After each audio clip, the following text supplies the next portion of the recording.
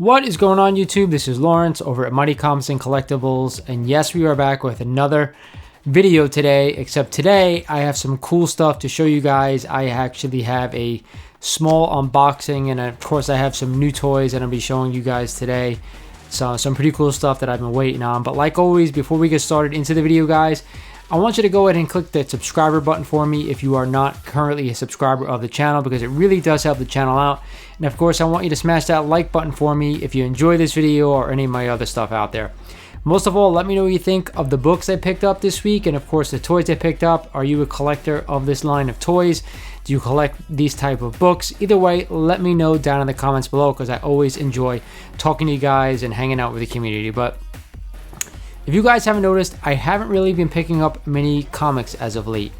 And that is because I am finding it harder and harder to find books that I actually want to pay the astronomical prices that they're going for right now. So I am mainly a collector of Silver Age and Bronze Age Marvel. I do very little new books, unfortunately. I will read a few here and there when I hear good things about stuff, but other than that, I mostly am a Silver Age and Bronze Age collector. Like I said, I collect a lot of key issues, a lot of Amazing Spider-Man. I actually am working on an Amazing Spider-Man 1 through 300 run, and I'm probably about 2/3 of the way through that. But like I said, it's been so hard to find books that I actually want to add to the collection that I think are worth the prices that they're at right now. I mean, there are so many keys out there that I currently have that have doubled and tripled in price that I want to add more copies of, or books that I don't have that I really think they're out of range right now for me and for a lot of people out there. So I'm going to pose a question to you guys. What are you guys collecting right now?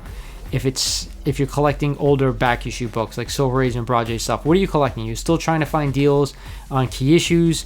Are you just sticking to the new books that come out every week, or are you trying to hunt for deals? Because right now I've been all over the place between claim sales, eBay, Instagram. It's really hard to find books that are fairly priced right now. It seems like everybody is trying to set a new record, which is crazy to me, but that's probably the reason why I haven't picked anything up. I haven't gone to many shows lately because, like I said, most of you guys who know me, I coach football. That'll be over in about a couple of weeks, and then maybe I can get it to a few more cons, to a few more small shows. But I don't even know if I'm able to find anything that I actually want to add for the prices that are out there right now. So you let me know what you think, guys. If you got any great deals on stuff, I don't know. We are going to jump into a package that I finally received in the mail from an Instagram fellow collector. There's just a few books in here, a set of things that are actually started to collect maybe about a couple of months back. Only for the fact that, you'll see when I open it. I don't want to get into too much detail before I open this stuff, but these books that I'm going to show you, they're relatively cheap, okay? And they're actually something cool that I used to love when I was a young collector in my teens. So I'm gonna go and open this up, and the first thing that I see in this package is Motor City Comics program guide, which I have no idea why they'd send me this in a package, but okay. It's in October 19th to the 17th, which I will not be going because I don't live in the Motor City. So, but thank you for that. I do have some, like I said, I'm gonna show you guys what I was able to pick up from this collector. Again, it's just a few books that I've been collecting that I've been trying to get my hands on every time I see them. I have a few LCSs that I go to in my area, like two more often than the third, but they don't have too many of these books, and when I do find them, I do pick them up if I don't have them. So cut this open, see if I can. They did a really good job of packing this up, which is always nice. I would say most of our fellow collectors on Instagram, they really do the right thing and put stuff in boxes. This one wasn't in a box, but it was definitely securely wrapped, so I feel comfortable with that. What a freaking pain in the butt getting this crap off. Alright, now we got the cardboard to go through. Two envelopes and some cardboard.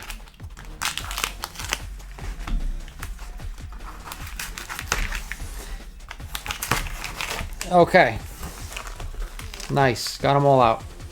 So again, they're not high grade copies. They're just, you know, probably middle of the road.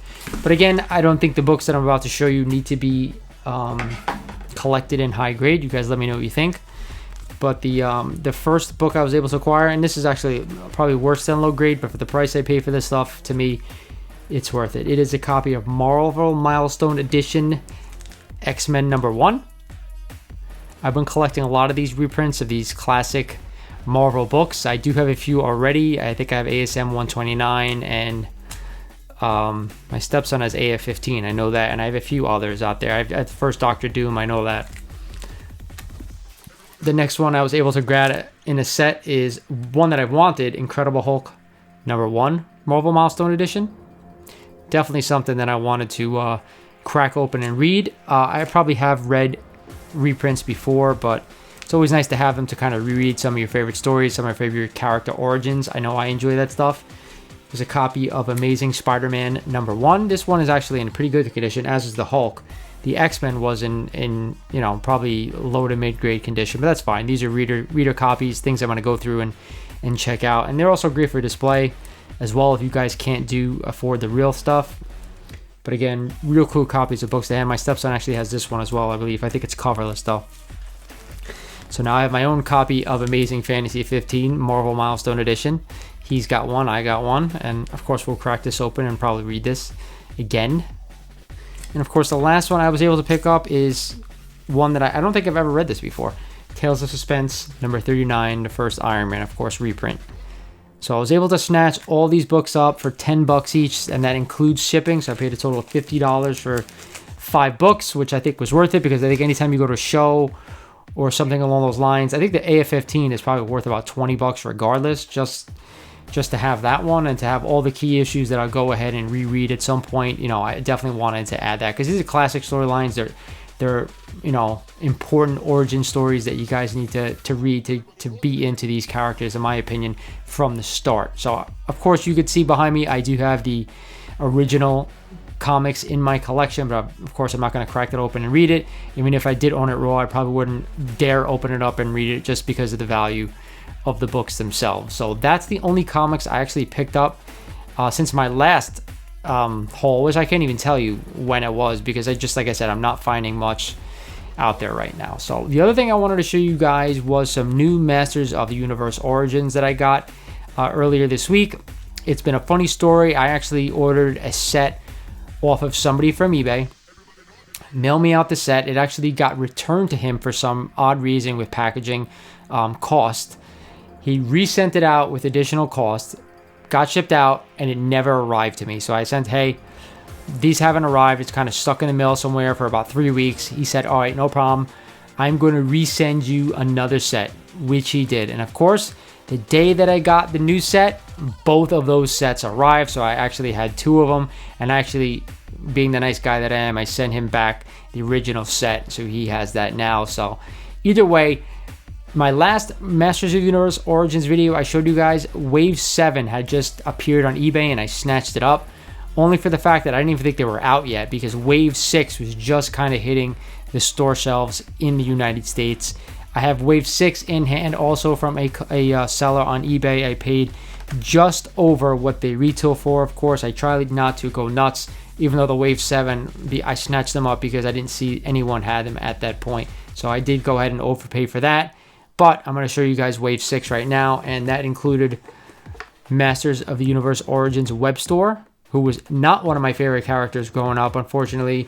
I actually think I had 2 of this figure growing up, and every time I go to use it, the freaking hook that he used to come out of his back, which they actually have on this one as well, would always kind of never go back the way it's supposed to be elastic, and he could kind of shoot up. The wire never went back inside the case, and it was always dangling outside the figure, which always annoyed the daylights out of me.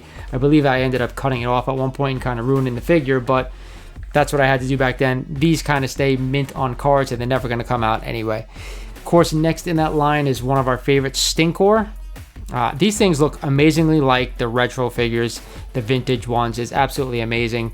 Most of these came unpunched. I think this is the only one that didn't, so not that I care, but it's nice to have case fresh figures. So this is one of my favorites of this line. And then of course we have a couple of repaints. We have the Eternian Goddess, which is of course just a repaint of the original Teela figure. Again, cool looking figure. This almost looks better to me than original Teela, but really nice figure to have in the collection. I'm not a huge repaint guy. Some people are, some people aren't. I pretty much stick to the original vintage figures. I like collecting those. Even though I do have all of these so far, I am up to date on all the stuff. The only thing that I don't collect are the PowerCon exclusives. To me, they're just way too much money. I'm not going to spend money on stuff that I think are... Most of them are repaints, stuff like that. I'm not really into that stuff anyway, so I stay away from that stuff, the exclusive stuff. Of course, the last one in this line is Masters of the Universe Beastman. This, of course, is the Lords of Power. Guys who don't know out there what the Lords of Power was, this is like the what Masters of the Universe was going to be called before they renamed it Masters of the Universe, and this was kind of what Beastman was supposed to look like. And then I'm so happy they changed it, because I think this figure kind of looks a little ridiculous, but I just remember him as classic Beastman, and that's what I loved. But again, I like to be a completist like most collectors, and I'll collect these if I can get them for regular retail price. But I am up to date on my Master Universe Origins now. I am super happy. I can't wait till we get a Snake Mountain, or a Slime Pit would be freaking awesome. I would die if that came out, but like I said, I have all the figures. One day I'll do to show you guys a display. I have a huge Masters of the Universe Origins display right over where I'm filming right now. It is something to behold. One day I'll show you guys that. But with that said, that's it for this video, guys. I really enjoyed you guys hanging out with me for a couple of minutes. Let me show you what I picked up. Like always, I'm going to be dropping a new Hot 10 list this week, probably on Friday or Saturday of this week. I want to try to start doing it releasing the video every day of the week. Same day, every week, so you guys know when it's coming. And that's it. This is Lawrence over at Mighty Comics and Collectibles saying thank you for watching, guys. Subscribe if you're not a subscriber, and I'll talk to you guys soon.